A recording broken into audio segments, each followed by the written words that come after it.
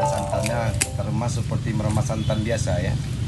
Air kelapa hijau tadi kita gunakan juga untuk meremas, yaitu kelapa tadi. Kita nggak gunakan air biasa, tapi kita gunakan air kelapa hijau tadi. Ini pandan kita remas, kita masukkan ke dalam kelapa hijau tadi semuanya, agar yaitu kelapa hijau itu benar-benar hijau nanti hasilnya. Jadi kelapa hijau ini kita masak dengan kayu, dengan sabut kelapa hijau tadi, bahkan dengan tempurungnya juga.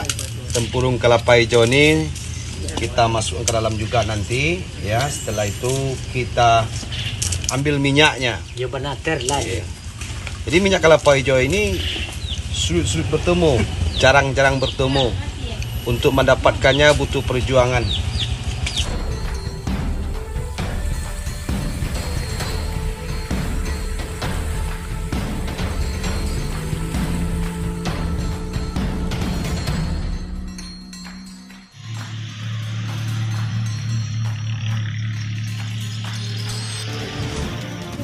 Jadi saya mendapatkan kelapa hijau ini yaitu di daerah Pasaman.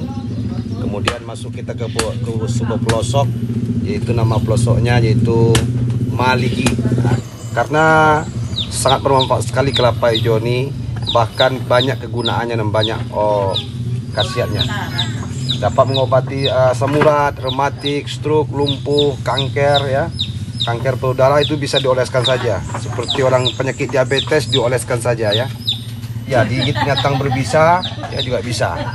Ya baiklah, ini kita masukkan juga tempurungnya supaya dibakar juga. Iya. Baiklah, kita tunggu dulu sampai masak. Baiklah saudaraku, pada hari ini minyak kelapa hijaunya sudah masak. Kita akan masuk botol. Ini bentuknya. Ya. Ini kita masak. Ini hasilnya. Kita masukkan dulu masuk botol. Oke.